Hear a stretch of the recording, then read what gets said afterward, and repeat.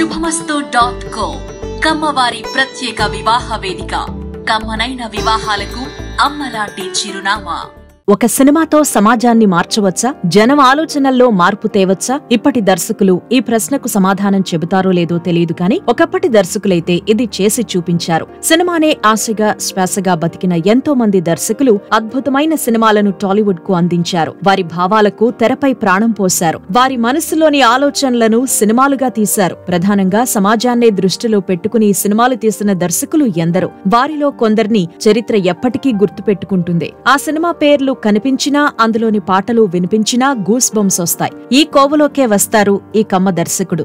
7 సినిమాలు తీస్తే 4 నంది అవార్డులొచ్చాయి. ఈ ఒక్క ఉదాహరణ చాలు ఆయన గొప్పతనం చెప్పడానికి. తన ప్రతి సినిమా సమాజాన్ని ప్రశ్నించింది. వ్యవస్థను సంస్కరించాల్సిన అవసరాన్ని నొక్కి చెప్పింది. అంతటి మేధావి, అభ్యుదయ భావాలు గల వ్యక్తి ఆ దర్శకుడు. అంతటి మేధావిని భూమి మీద ఎందుకుంచాలి అనుకున్నాడేమో ఆ దేవుడు ఆయన్ను 35 ఏళ్లకే మనకు దూరం చేశాడు. కాని ఆయన సినిమాలు మాత్రం ఇప్పటికీ సమాజంపై ప్రభావం చూపుతూనే ఉన్నాయి. ఆ అద్భుతమైన కమ్మ దర్శకుడే టి. కృష్ణ.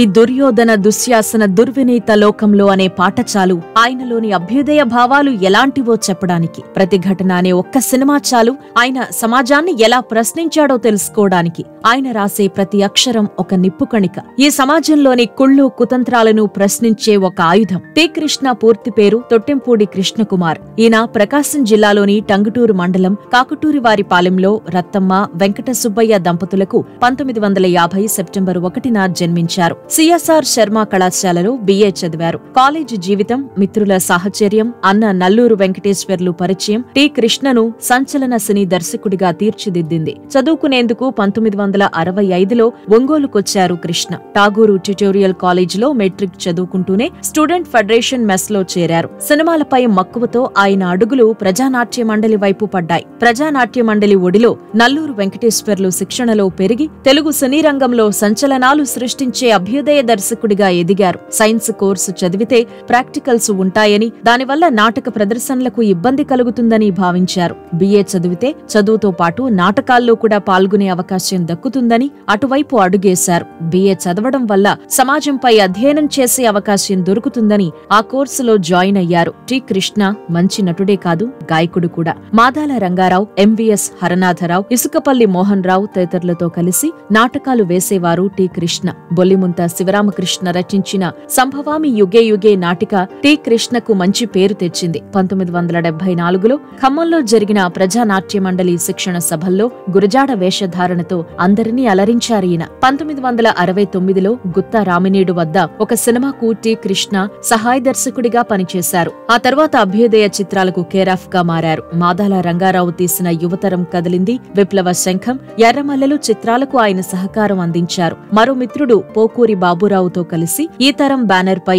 నేటి భారతం తీసి సంచలనం సృష్టించారు. ఆ వెంటనే దేశంలో దొంగలు పడ్డారు, దేవాలయం, వందే మాతరం, ప్రతిఘటన, రేపటి పౌరులు లాంటి సినిమాలు తీసి దర్శకుడిగా అత్యున్నత స్థానానికి చేరుకున్నారు. ఇందిన భారత అనే కన్నడ సినిమాకు కథ, స్క్రీన్ ప్లేతో పాటు దర్శకత్వ బాధ్యత వహించారు టి. కృష్ణ. 1984లో ఆర్. నారాయణమూర్తి దర్శకత్వంలో వచ్చిన అర్ధరాత్రి స్వతంత్రం సినిమాలో నటించారు. వంగపండు ప్రసాదరావు రాసిన ఏం పిల్లడో ఎల్దమొస్తవా పాటలో నటించారు. ఈయన 1981లో తీసిన పుత్తడి బొమ్మ పూర్ణమ్మ డాక్యుమెంటరీకి తొలి నంది అవార్డు వచ్చింది. నేటి భారతం సినిమాకు ఉత్తమ స్క్రీన్ ప్లేతో పాటు ఉత్తమ దర్శకుడిగా కూడా నంది అవార్డు అందుకున్నారు టి. కృష్ణ. ప్రతిఘటన సినిమాకు ఉత్తమ కథ రచయితగా నంది అవార్డు వరించింది. సంచలన సినీ దర్శకుడిగా తెలుగు సినీ సామ్రాజ్యాన్ని ఏలుతున్న రోజుల్లోనే క్యాన్సర్ వ్యాధికి గురయ్యారు కృష్ణ. 3 నెలల పాటు అమెరికాలో చికిత్స కూడా పొందారు. అయినా ఆ వ్యాధి తగ్గలేదు. చెన్నై అపోలో ఆసుపత్రిలో 20 రోజుల పాటు చికిత్స పొందినా ఫలితం లేకపోయింది. 1986 అక్టోబర్ 21న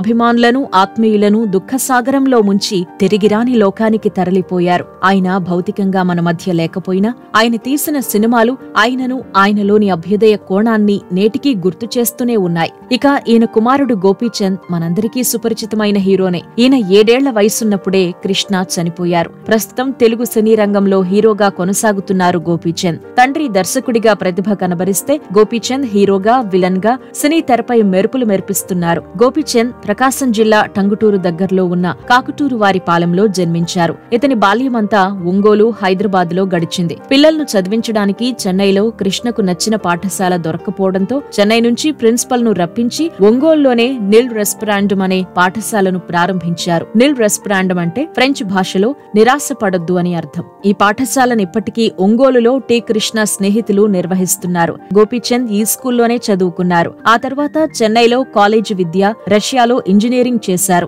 గోపీచంద్ చదువు పూర్తవగానే వ్యాపారం చేసుకోవాలనుకున్నారు. తన తాతయ్య పొగాకు వ్యాపారం చేసేవారు. ఆయనను చూసి వ్యాపారంపై మక్కువ పెంచుకున్నారు. అదే సమయంలో గోపీచంద్ సోదరుడు ప్రేమ్చంద్ దర్శకుడు కావాలి అనే ఉద్దేశంతో సినిమా రంగంలోకి అడుగుపెట్టారు. కానీ కొద్ది కాలానికే ఒక ప్రమాదంలో మరణించారు. తండ్రి వారసత్వాన్ని కుటుంబంలో ఎవరో ఒకరు కొనసాగిస్తే బాగుంటుందని గోపీచంద్ సినిమా రంగంలోకి రావాలని నిర్ణయించుకున్నారు. తండ్రి స్నేహితులైన నాగేశ్వరరావు, తిరుపతిరావు, హనుమంతరావు కలిసి గోపీచంద్ కథానాయకుడిగా ముత్యాల సుబ్బయ్య దర్శకత్వంలో తొలివలుపు అనే చిత్రం తీశారు. ఆ మూవీతో సినీ రంగ ప్రవేశం చేశారు గోపీచంద్. ఆ తర్వాత విలన్ గా నటించారు. మళ్లీ హీరోగా సినిమాలు తీశారు. ప్రస్తుతం సక్సెస్ఫుల్ హీరోగా కొనసాగుతున్నారు గోపీచంద్. టాలీవుడ్ స్టార్ హీరో ప్రభాస్ గోపీచంద్ కు అత్యంత ఆప్తమిత్రుడు. ఇక గోపీచంద్ హీరో శ్రీకాంత్ మేనకోడలు రేష్మిని 2013లో వివాహం చేసుకున్నారు. ఈయనకు 2 కుమారులు. వారి పేర్లు విరాట్, కృష్ణ, వియాన్. ఒక కొడుక్కి తన తండ్రి పేరే పెట్టుకున్నారు గోపీచంద్. తన తండ్రి వారసత్వాన్ని